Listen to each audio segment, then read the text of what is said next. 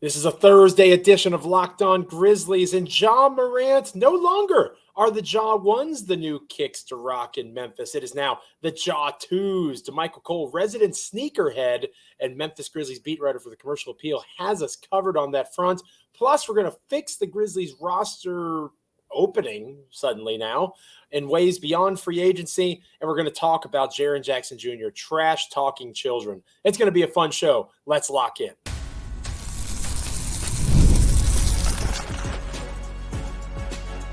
You are Locked On Grizzlies, your daily Memphis Grizzlies podcast, part of the Locked On Podcast Network, your team every day. This is Locked On Grizzlies, and you are locked in with us. I am Joe Mullinax, one of your hosts, and as always, it's a good day when I'm able to say that because that means Damichael Cole is along for the ride, and he is going to do a phenomenal job as my co-host. He is the Memphis Grizzlies beat writer for the Commercial Appeal. I'm excited to hear his take on Jaren Jackson Jr. being told by a group of kids that they can guard him and Ja Morant. And his response was just, to call Ja and let him know what the trash talk was. I'm excited to hear about that and so much more on this edition of the podcast. Thank you guys so much for being with us. Today's episode of Locked On Grizzlies is brought to you by FanDuel. You can start the season with a big return on FanDuel. Place your first $5 bet and you'll get started with $200 in bonus bets guaranteed. Visit FanDuel.com to get started. We are free and available wherever you get podcasts as proud members of the Locked On Podcast Network, your team each and every single day. Like, comment, rate, review, subscribe wherever you get your podcasts, Apple, Spotify, Amazon, YouTube. Make sure you're subscribing both on audio as well as in video form. Take Damichael and I with you wherever you go and be an everydayer to Locked On Grizzlies. It is much appreciated. Damichael, you had some interesting pieces come out over the Commercial Appeal, and we'll start the show with that and end the show with that today. I'm most interested because, as I think I've alluded to here on the podcast, and if you are an everydayer, if you're an everydayer, okay, and you are very well aware of the dynamic between Damichael and I wear the crown of lameness very proudly. I am not cool. I have never been cool. I am the loud, fat, bearded white guy on this podcast, and Damichael is the much cooler. This is your 8 Mile moment right now? No, I'm not going to be rabbit on you. Okay. You sold me on purchasing a pair of Ja ones. I own a pair of Ja ones. They are royal blue and the color of the school that I work at here in the Richmond, Virginia area, and I wear them proudly just about every day. Wear them to the games when I'm coaching and that sort of thing. I didn't realize, and maybe this is just as how old and washed and lame I am, how quickly Ja 2s come out. Because now my Ja 1s are obsolete. It's like I'm a kid again and I buy a PlayStation, and I'm really dating myself now, and I buy a PlayStation, and then a year or two later the PlayStation 2 comes out. And obviously iPhones today, there's similar things going on, every year or so in modern times. But I didn't realize Ja was going to get us another version of his shoe so early. I feel like I already am playing with the PlayStation when the PlayStation 2 is coming out. Well, for future reference, you can expect this turnover almost by the season. For example, LeBron is on the 22nd edition of his shoe. He's in his 22nd. Sure. NBA. But I'm sorry to interrupt you. Let me clarify. I'm surprised it's coming out because of all that Ja has dealt with the last 18 months. I did not think it would come out that quickly, given all of those things. It's not much ado about nothing, but it's clear that Nike is prepared to move on. Otherwise, they wouldn't have invested all this time and resources in this new shoe. Yeah, and the thing with that is actually, I get what you're saying, but the timeline from the Ja 1 to Ja 2 is longer than what they've done, with the Giannis freaks, the Greek freak shoes. It's longer than what they've done with the KDs, the Kobe's, in the past, and currently with the LeBrons. Ja Morant's first sneaker, right, that we saw was Christmas Day 2022. And then 2023, it was around the All-Star break, right, where you had the pop-up shop, and some fans were able to get their hands, if you were out there in Salt Lake City, get your hands on some exclusive Ja 1 sneakers. And then it was the end of February where the sneaker apps had the shock drop, which was a very limited drop, and it came out of nowhere, no promotion, a shock drop, and fans were able to get it. But I think it wasn't until mid-March, maybe April, when they were in stores. I think it was April, when the Ja 1s, April 2023, were in stores and have at it, everybody. So with that being the timeline, you knew that it wasn't going to be the beginning of that next season, for the shoe, because it just hadn't materialized enough. And then basically you had a season and a half of the Ja 1. And the reason that I think it feels that way, like what you said, and I was talking to kind of one of the Nike reps about this too, like the Ja 1 really didn't get to breathe enough, because of everything that he went through. Remember, it was boom, December 2022, Ja new sneakers coming out. The pop-up shop was February, and then March was the first incident. 9-game suspension. He goes quiet for a while, and then May was the second incident. 25-game suspension. Very quiet, subdued summer for Ja Morant. And then, boom, he finally gets back. Oh, he breaks out these brand new Ja 1s, never before seen player edition shoes in the first game against the Pelicans. And then you get 9 games of them. You remember he had like different, like he was bringing out some colorways that we hadn't seen. And I was told that there was plenty more in the storage. Like if he would have been able to play the rest of that season, we were going to see some real heat. And we didn't get to see a lot of this. Like I've said, for my money, the Lunar New Year Chinese Ja 1s were probably the best ones. And a couple Grizzlies players have told me the same too. That's their favorite Ja 1 sneaker. And it came out around Lunar New Year. And we never got to see Ja wear them because he was pretty much hurt around that time. He got hurt early January, and we never got to see him wear them in a game. I think he did actually wear them at an event or something. But, so with the Ja 2, there's hope that you're going to be able to see him, in these more. You're going to see him. I mean, if he plays a full season, we'll see him in this colorway more than we did the Ja 1, simply because with the Ja 1, we saw him face 2 suspensions, a combined length of 34 games, and he missed, plenty of time after playing only 9 games in the season. I think he missed like 40 plus games. So you're talking about over 70 missed games where we didn't get to see him pull out Ja 1 sneakers. So you're going to see him more in the Ja 2s. And they've done a lot of work. Ja calls himself the king of colorways. And I think that's what people can expect with the Ja 2. Different flashy type of colorways. The induction Ja 1 is the first one that's going to hit the stores today. Select retail stores, but if you're on the sneakers app, you better be watching this by probably 9 o'clock a.m. Central Time, because if you're not, then you might miss out on the sneakers app. But with all that being said, like there are plenty more to come from here. I posted on my page yesterday 5 different colorways that fans are going to have to be able to get their hands on at some point in time. But Ja likes to tell stories through his colorways, which a lot of players like to do, but it's the way that he does it. Like he has these on the induction Ja 1s, it's these marks on the bottom and going across them, and they kind of signify, the fact that, he practiced with tractor tires, in the backyard growing up and things like that. The first ones that we saw were the chimney Ja 1s, right? And that was to mimic the we run up the chimney, right? We ain't ducking no smoke. Those were the first Ja 1s that we saw. So, and they had the little smoke marks on them. So I think we'll see more of that. There was also the Ja 1s, a couple player had the diamonds in them, and we all know that kind of illustrates, his likeness for, a little bling, a little flash here and there. It'll be interesting to see how the Ja 2 kind of unfolds over time, because here's what we can say, Joe. The Ja 1 had a lot of hype, and it had the hype because 1, he was a brand new signature athlete. 2, he was the first Grizzlies player to have his own shoe. And then 3, it was all these colorways and ideas that he came out with. But now with this second one, I think there's going to be more creativeness here. He said he talked about this, basically talking about how he's more experienced now with the process and everything. I think we're in for some real cool colorways with the Ja too. It's just if you like the model of the shoe, if you like the texture and all those things, then you'll definitely like the colorways.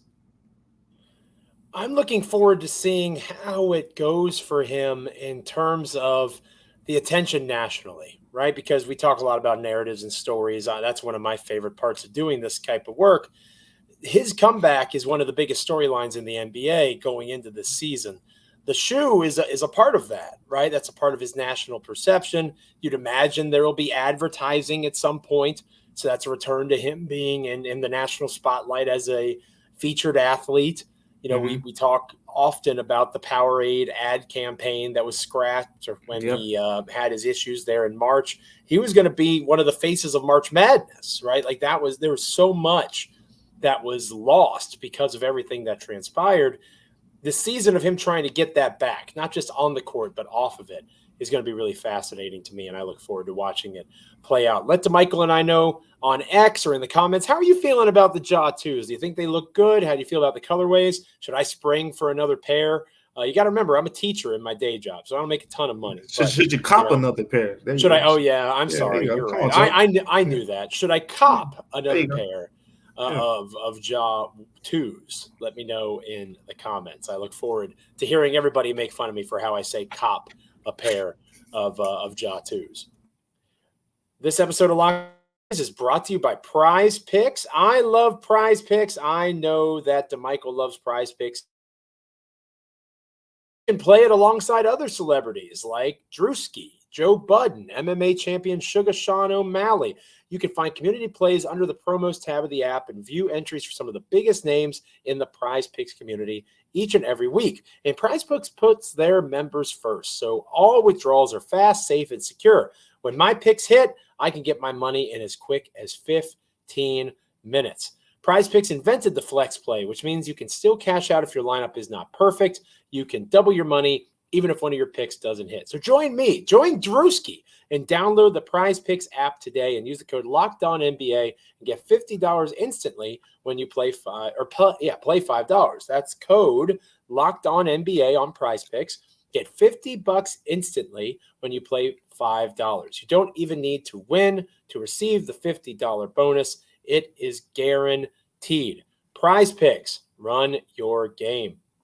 This episode of Locked On Grizzlies is also brought to you by Gametime. Damichael and I talk about Gametime a lot. We love making memories with our families and friends at various games and concerts and shows. I think I committed to going to the March 15th Tony Allen jersey retirement on yesterday's show. You said it. I better start looking into Gametime if I'm not going to cover as a media member. And the good news is I will know exactly what I'm paying if I do pay for tickets because they have the all-in pricing option. You can toggle that feature, turn it on, and show the total up front with no surprise fees at checkout, but you have to turn on that option to see that. Plus, I can get a great seat, a great panoramic view of where I'll be in FedEx Forum for that game. I've been in FedEx Forum plenty of times, so I already kind of know what that arena looks like. But it really is helpful if you're going to somewhere new, somewhere you've never been, you get an idea of what you're going to be looking at in the arena or in the theater.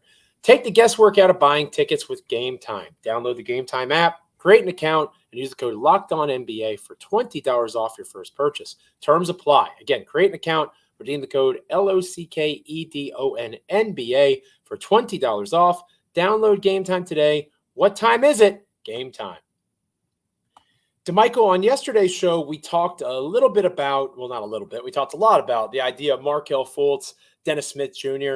I always like when aggregation, because I've done my fair share of aggregation. I want to stress, I'm not judging anybody.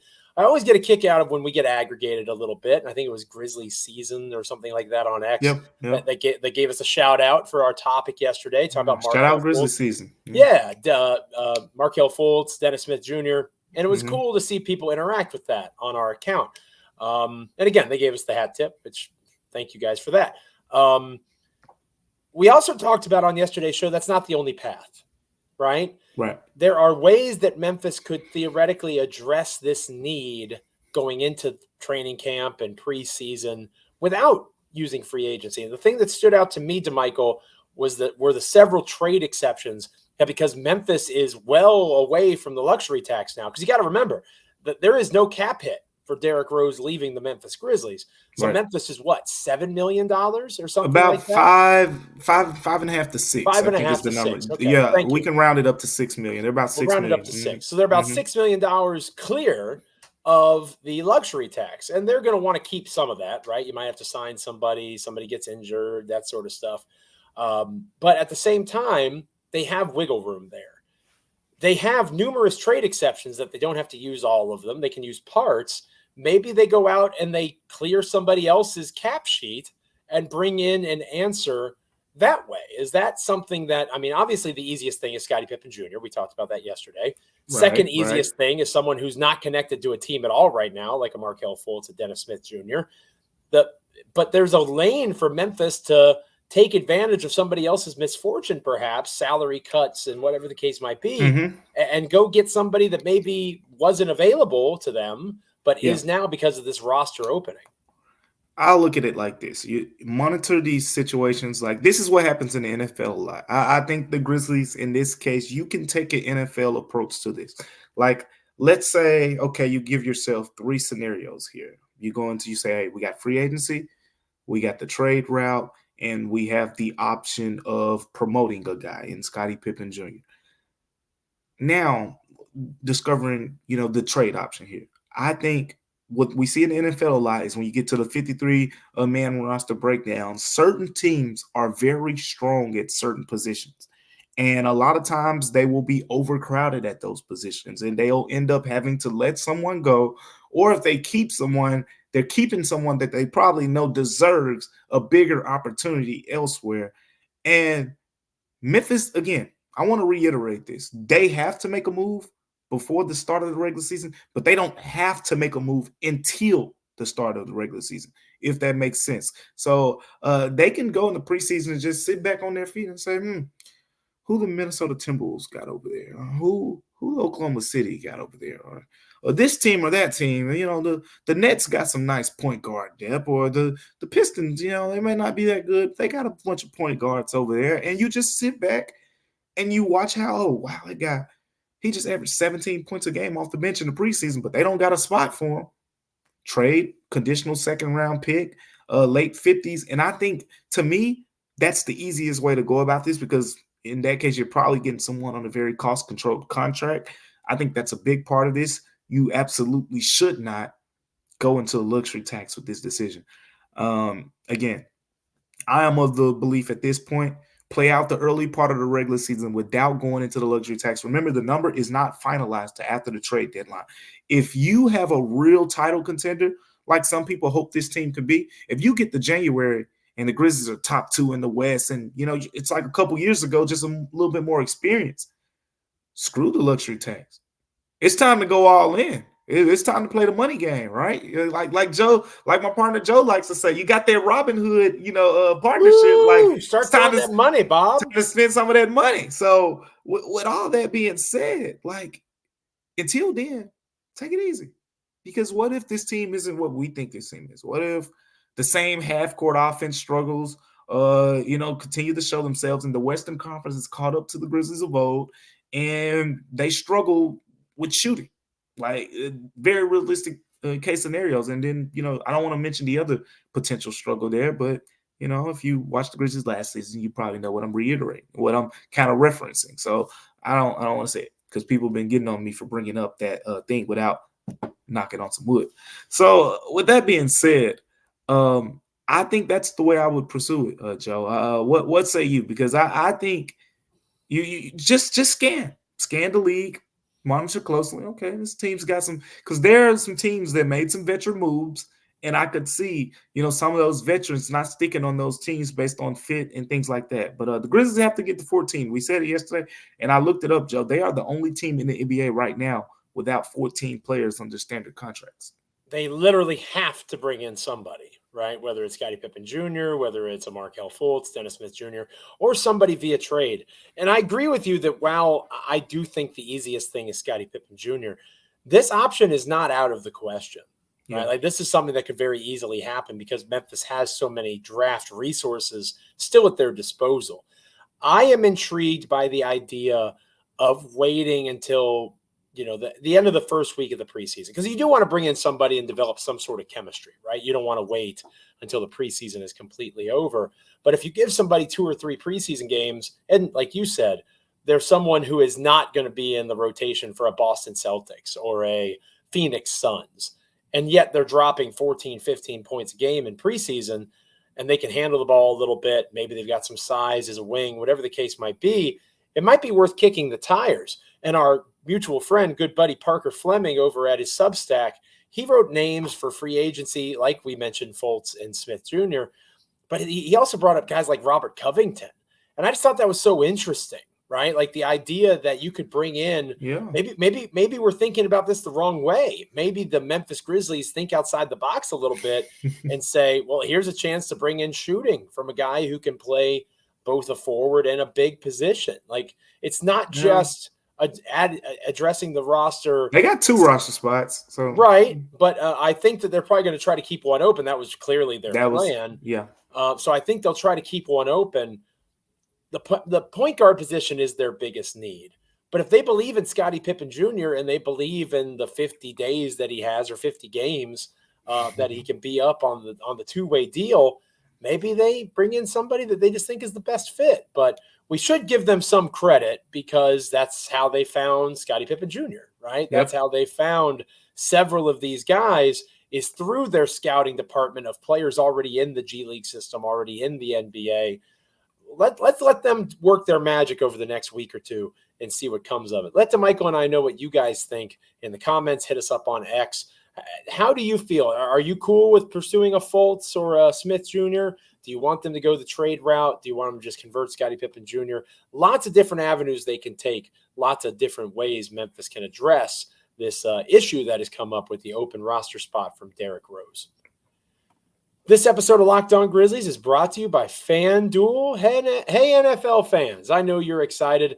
I'm excited. I'm a fan of the 2-1 Washington Commanders, baby. And I am thrilled that I can continue the start of this season with a big return on FanDuel. That's America's #1 sportsbook.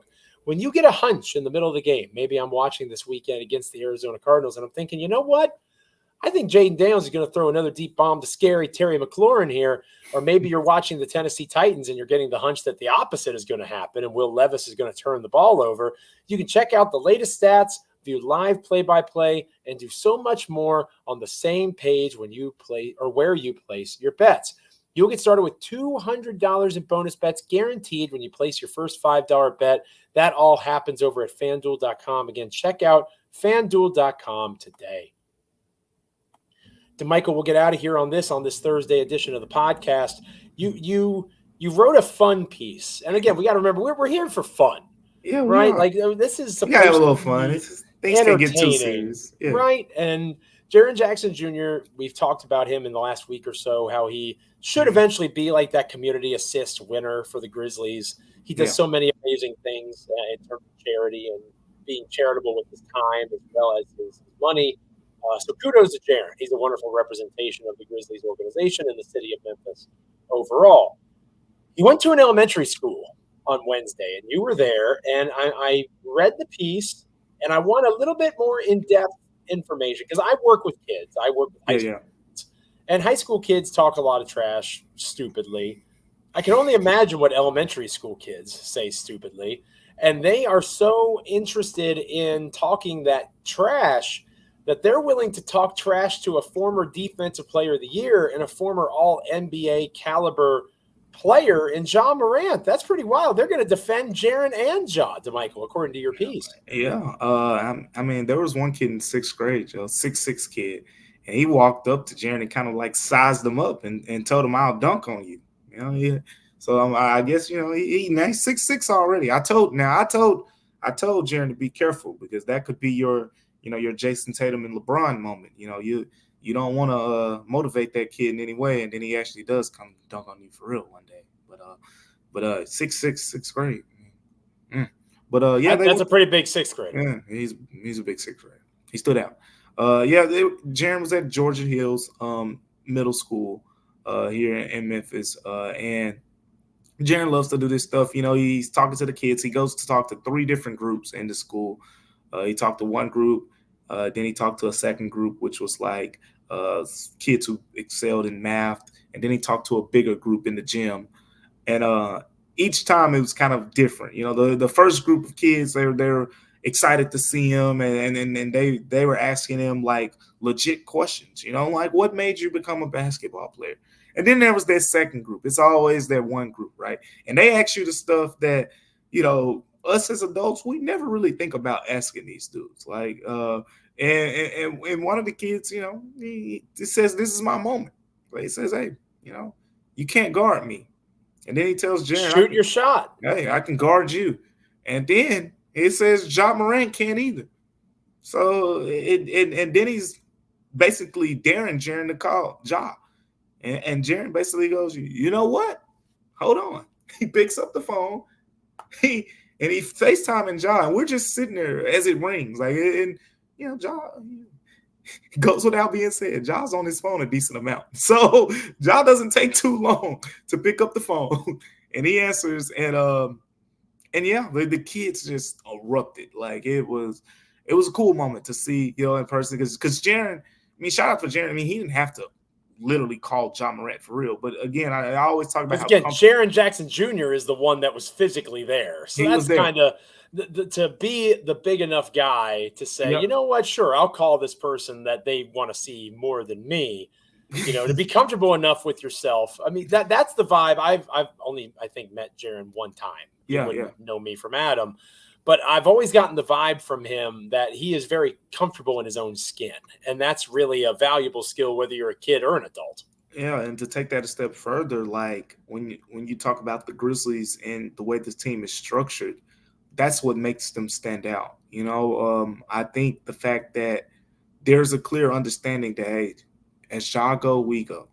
But Jaren and Dez, you remember the moment, the first game against the Pelicans, because Ja has some of that passiveness, you know, in a way to him. He's like, Jaren, you know, take the game-winning shot. And Dez, you know, looks like, what? Like, boy, you crazy. Like, you're Ja Morant, dude. Go drive to the basket. We're not going to let you do that. Like, go get this game-winning shot. And while T. Morant cries looking at you, and then we celebrate this win. Like, so you have those moments where Ja's a little bit more passive, but those guys understand the hierarchy, and that may be a different type of example that you just pointed out there. I mean, that's not always the case.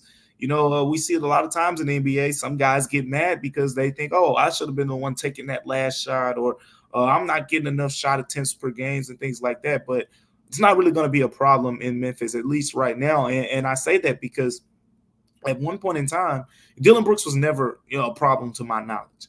To my knowledge, Dillon Brooks was, you know, he defended his butt off every game, and he held guys accountable. He held himself accountable. But at the same time, you definitely had that sense, and he spoke on it, and I wrote about it in his last season. Dillon did not view himself as just some 3-and-D corner boy. He didn't view himself as somebody, oh, I'll stand over here and just take some three-pointers and jog back on defense and guard my butt off. No, Dillon Brooks wanted more shots. He wanted plays ran for him and things like that, and that just wasn't going to happen here.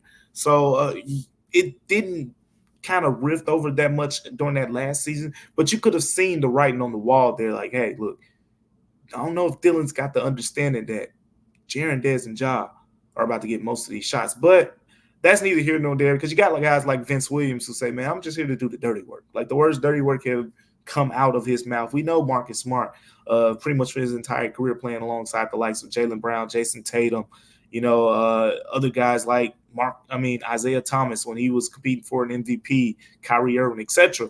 He's comfortable, you know, in his role as a supporting talent on the team with the all-stars and whatnot. But yeah, Jaren Jackson Jr. very comfortable in his skin, and that was actually something he talked about too when he talked to the kids. Like, just to bring it full circle here, he talked about the idea of reaching kids while they're young, because we all see it. And Jaren does a lot of community work, but specifically what he does is he's very engaged with kids. You know, there's a bunch of different things that players can do, but most of the things you see Jaren do is directly targeted to younger kids. And we were asking him about that yesterday, and he was like, well, gave a very informative and thorough answer, basically about the idea that, you know, when he was younger, he had people in his life who at an earlier age, you know, were able to shift his perspective and thinking enough in the right direction. And then as kids, you need that. He says, because sometimes when you get a little bit older, which is very true, you get that teenager who's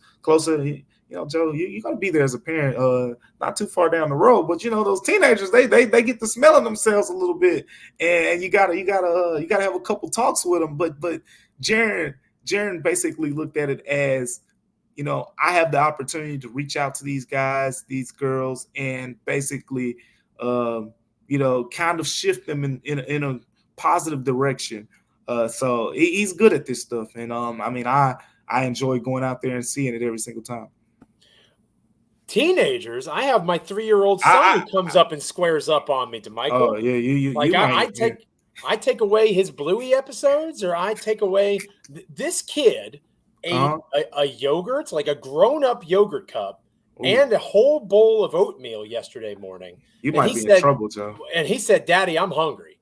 I said, "Boy, you have eaten enough." And he squares up on me, Damichael. I'm like, "You're a 3-year-old kid, dude." But anyway, you might be in trouble, Joe. I might need Jaren to come visit my son. Just trying to put him on the straight and narrow. But all joking aside, the reality is, again, you want to win, right? And you want to win a championship, and especially in professional sports, right? Yeah. Like the line continues to be clouded in college, the stuff going on at UNLV with the quarterback leaving and money not being given to him that he says he was promised. The money keeps getting bigger, and the lines keep getting more blurred. It's good to see people like Jaren that get it, man. And that's not to say that Jaren's not going to go and get every cent that he earns in the market that is NBA free agency eventually. He's going to get his money, but he gets it. He gets spending time with kids, and he gets using his platform to make the city and to make those around him better. And not everybody gets that. That's just the reality. I know you know that, partner. You see it every day in your job. And that's not just Memphis. That's, you travel to any NBA city and you see people that don't necessarily do the things that they could do with the opportunities that they've been given. Jaren Jackson Jr. gets it. And that's one of my favorite things about him. And I'm excited for him this season. I hope it's another great year for not just him, of course, but for the Grizzlies at large. Coming up on our next episode of Locked On Grizzlies, it will be a Friday edition. I will not be available for this podcast, as is custom on Fridays here in the fall. Damichael is going to be with you, though. And Damichael, we had fun on this podcast, kept it a little light, going into training camp, media day, lots of different topics that you can cover solo on Friday. Yeah, looking forward to it. We got a lot of things to talk about as we get into the last couple of days. Of course, next week on our show, we'll be able to kind of go into some of our media day stuff and all that. But I'll dig into a couple other topics as well, just kind of rounding up everything that we've really gathered, the big picture stuff, and some conversations that I've had as well. So we'll dive on into all that. Even when I'm not on the show, I always check it out. I look forward to listening and watching Damichael talk Grizzlies basketball on Friday, and hopefully you will be there with us as well. Thank you so much for being with us on this episode of Locked On Grizzlies. Remember to like, comment, rate, review, subscribe wherever you get your podcasts, Apple, Spotify, Amazon, YouTube, literally anywhere. Subscribe as many places as you can. Make us a part of your Memphis Grizzlies and NBA content consumption each and every time an episode drops. Once this episode ends, you should go check out Locked On NBA. It's a wonderful national podcast with a small town feel, West Coast to East Coast, Midwest to the South. All the great NBA franchises are discussed and debated over on Locked On NBA. So give them a listen, give them a watch after you watch or listen to Locked On Grizzlies. For Damichael, I'm Joe. We will catch you back here on Friday. Until then, stay locked in. Wherever you get podcasts, make sure you're taking care of yourself. Make sure you're taking care of your friends, your family. Have a wonderful day. We'll catch you next time on Locked On Grizzlies.